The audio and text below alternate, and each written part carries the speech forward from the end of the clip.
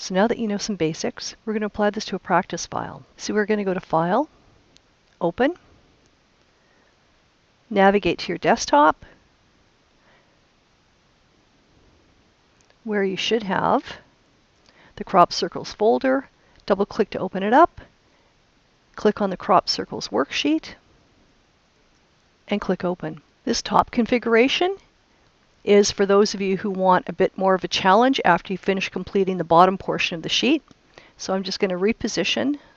Part of the challenge of this is to see if you can figure out how to create these different configurations. So you're going to need to be able to make circles, edit the attributes, and bring things to the front and the back.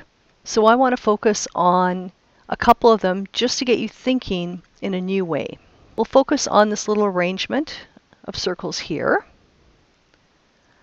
And what you'll notice is they are all the same. One of the strategies you want to apply when you're working in Illustrator is that you never want to have to do more work than you need to. So I'm going to grab my circle tool,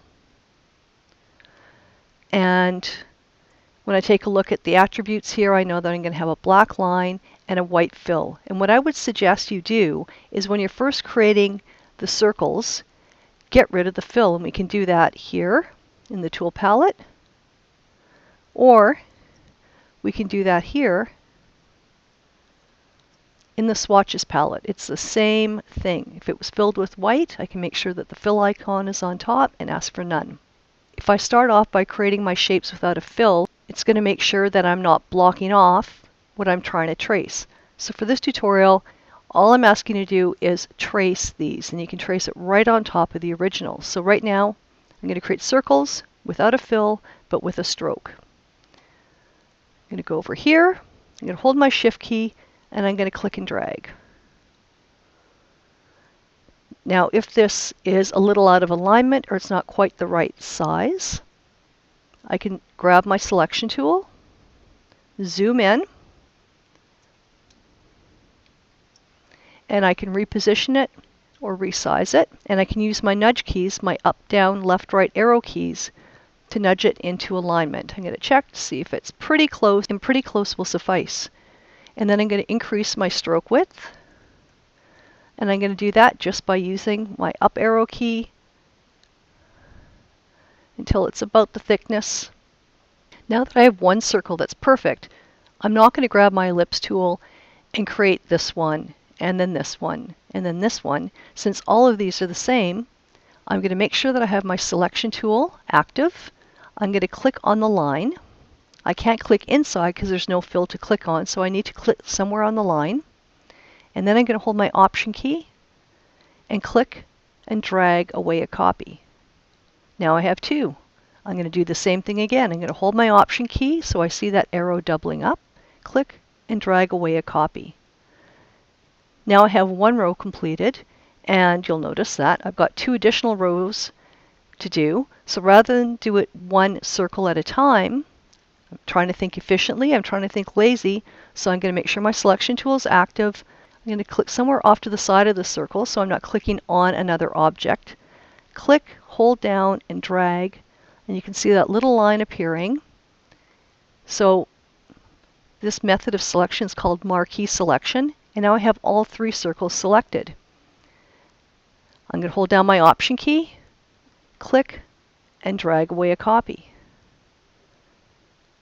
Hold my Option key, click, and drag away a copy. So the lesson from this set of circles is if you have a number of objects that should all be the same, do it once and then simply duplicate it. So let's take a look at another example. Something like this. Part of what you need to do when you're working in Illustrator is break complex things down to simple things.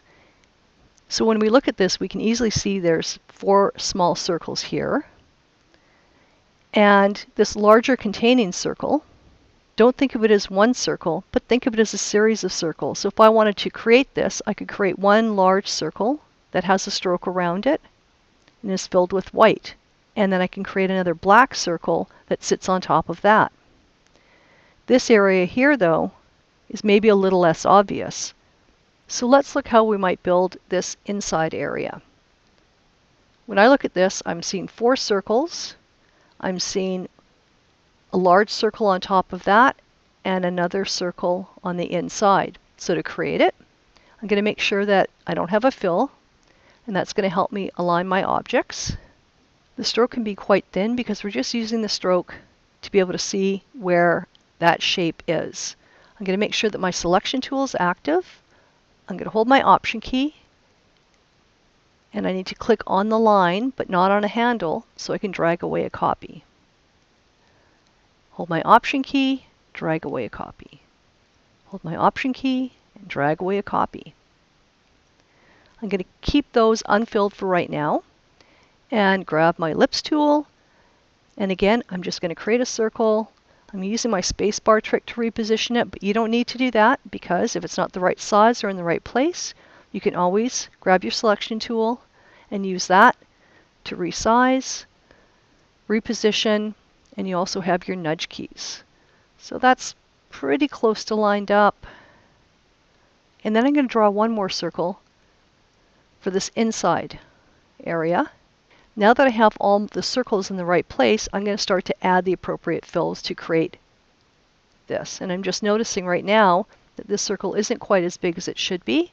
So I'm going to hold my Shift key, and I'm also going to hold my Option key. When I add in my Option key, it allows me to resize from the center outwards instead of from just the corner. And that looks pretty good. So I know that I want these 4 smaller circles to be white. So I'm going to fill them with white, and I'm going to get rid of the stroke.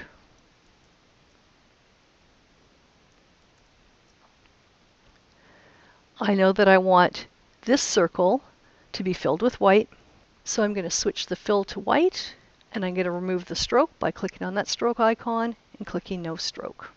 And the last thing I need to do is select that inside circle, and for this, all I'm going to do is change the fill color to black.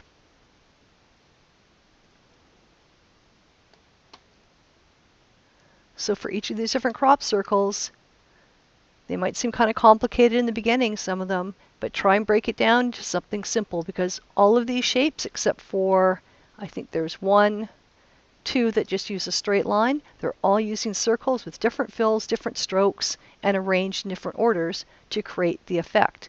Now if you do need to create a straight line, which you do, we have the line segment tool, and if we need to draw a line that's perfectly horizontal, I'm going to click and hold my Shift key as I drag to create a perfectly horizontal line, and I can change the thickness of it by using the stroke area in the top of the window, and I can use my nudge key to change that value so it matches what I'm trying to create. If I need to create a line for this shape, I'm going to grab my line segment tool. I'm still going to hold my Shift key, and what that's going to do is it's going to make sure that it constrains it perfectly straight up and down. So now it's your turn to try out some of these things. Good luck.